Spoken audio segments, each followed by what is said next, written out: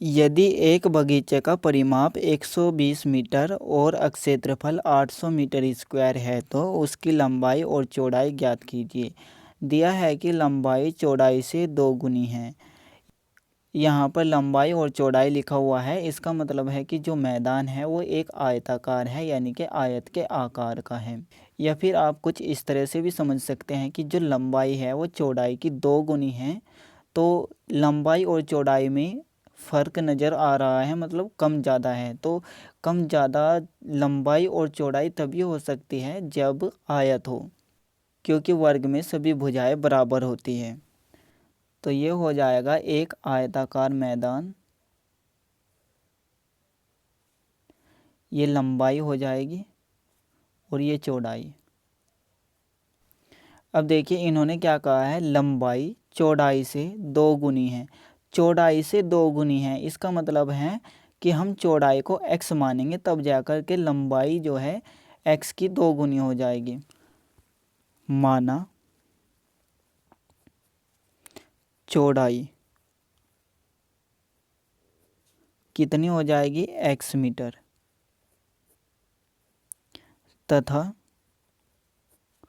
लंबाई कितनी हो जाएगी, 2 गुना, चौड़ाई की 2 गुनी हो जाएगी।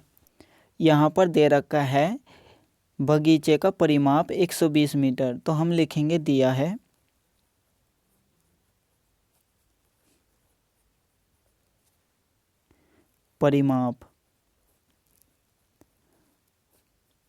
परिमाप दे रखा है 120 मीटर,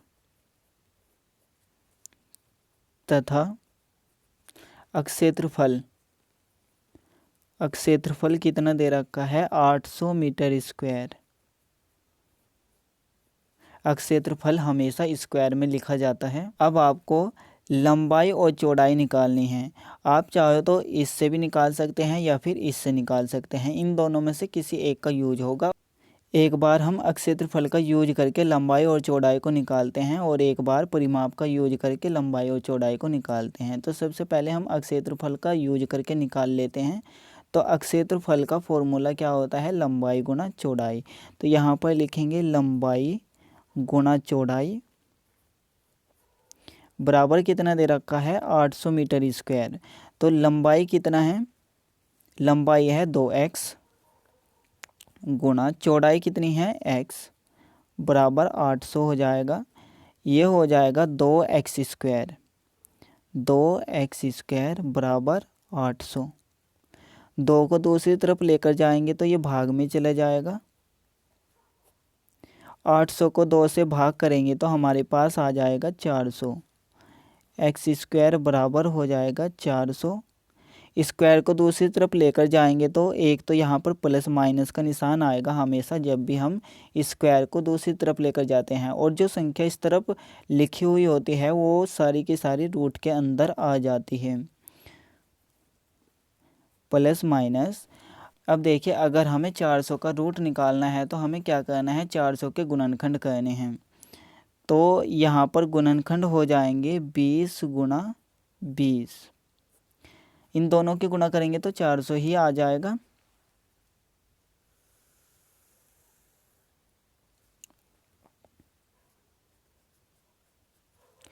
अब देखिए जो भी संख्या रूट के अंदर 2 बार गुणा में लिखी हुई होती है तो हम क्या करते हैं, उसमें से एक को लिखते हैं और रूट के चिन्ह से बाहर कर देते हैं। तो यहाँ पर देखिए 2 बार 20 लिखा हुआ है तो इसलिए ये आ जाएगा 20। अब x एक दूरी है, यानी कि चौड़ाई, और चौड़ाई क्या होती है, दूरी, और दूरी हमेशा प्लस में होती है ना कि माइनस में, इसलिए हम यहाँ से प्लस में 20 को लेंगे, x बराबर 20 मीटर। ये हो जाएगी चौड़ाई। अब हमें लंबाई को निकालना है तो यहाँ पर x के स्थान पर 20 को रख देंगे तो ये हो जाएगा, इसलिए लंबाई 2 गुना x के स्थान पर 20 रख देंगे तो ये हो जाएगा 40 मीटर। अब अगर हम परिमाप की सहायता से लंबाई और चौड़ाई को निकालें तो कैसे निकाल सकते हैं, चलिए देखते हैं।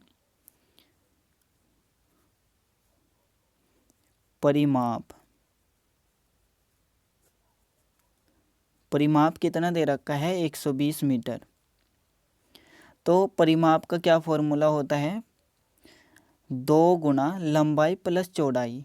क्यों ऐसा होता है, देखिए लंबाई ये है और ये है, 2 लंबाई होती है इसमें और 2 चौड़ाई होती है। 2 लंबाई और प्लस 2 चौड़ाई होती है। ठीक है, 2 कॉमन आ जाएगा तो यहाँ से बचेगा लंबाई प्लस चौड़ाई। या फिर आप इस तरह से देख सकते हैं, परिमाप ये होता है कि यहाँ से चलना शुरू किया तो इसी को हम परिमाप कहते हैं। तो ये हो जाएगा चौड़ाई, ये हो जाएगा लंबाई, प्लस करेंगे, ये हो जाएगा चौड़ाई प्लस फिर से लंबाई। 2 लंबाई आ गई जो कि यहाँ पर हमने लिख दिया था और 2 चौड़ाई हो गई। तो इनको जोड़ करके क्या हुआ, 2 गुना लंबाई प्लस चौड़ाई। तो यहाँ पर लिखेंगे 2 गुना लंबाई प्लस चौड़ाई बराबर 120।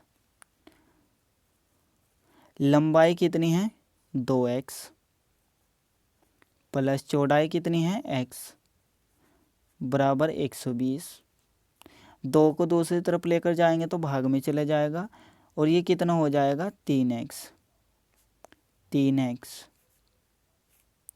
बराबर 120 बटे में 2। 120 को 2 से भाग करेंगे तो 60 आएगा, 3x बराबर 60। 3 को दूसरी तरफ लेकर जाएंगे तो यहाँ पर x बचेगा और 3 भाग में चला जाएगा 60 के। 60 को 3 से भाग करेंगे तो 20 आ जाएगा। x का मान कितना आया, 20 मीटर, जो कि हमने यहाँ पर पहले भी निकाला था।